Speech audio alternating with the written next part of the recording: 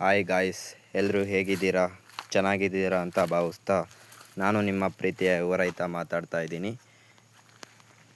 ಇವತ್ತು ಕಾರ್ತಿಕ್ ಮಾಸದ ಪೂಜೆ ಇರುವ ಪ್ರಯುಕ್ತ ನಾನು ನನ್ನ ಬ್ಲಾಗ್ನ ದೇವರ ಆಶೀರ್ವಾದದೊಂದಿಗೆ ಶುರು ಮಾಡೋಣ ಅಂತ ಇದ್ದೀನಿ. ನಾವು ದೇವಸ್ಥಾನ ಪೂಜೆಗೆ ಅಂತ ಹೋಗ್ತಾ ಇದ್ದೋ. ದೇವಸ್ಥಾನ ಈ ಥರ ಇದು ಮಾಡಿದರು. ಲೇಡೀಸ್ ಎಲ್ಲ ಈ ಥರ ದೀಪಕ್ಕೆ ಎಣ್ಣೆ ಬಿಟ್ಟು ಬತ್ತಿ ಹಚ್ಚಿ ದೀಪ ಬೆಳಗ್ತಾಯಿದ್ರು. ನಮ್ಮೂರ ಐನೋರು ಈ ಥರ ದೇವ್ರನ್ನ ಡೆಕೋರೇಷನ್ ಮಾಡಿ ಪೂಜೆಗೆ ರೆಡಿ ಮಾಡ್ತಾಯಿದ್ರು. ಇದನ್ನು ಈ ಥರ ರೆಡಿ ಮಾಡಿ ಇಟ್ಕೊಂಡ್ರು.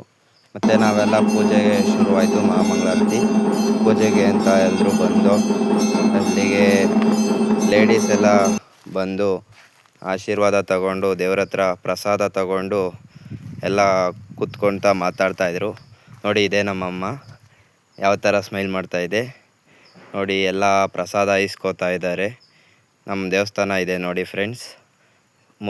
ದೇವಸ್ಥಾನ ಪೂಜೆ ಮುಗಿಸ್ಕೊಂಡು ನಾವು ಮನೆ ಕಡೆ ಹೋಗ್ತಾ ಇದ್ದೀವಿ.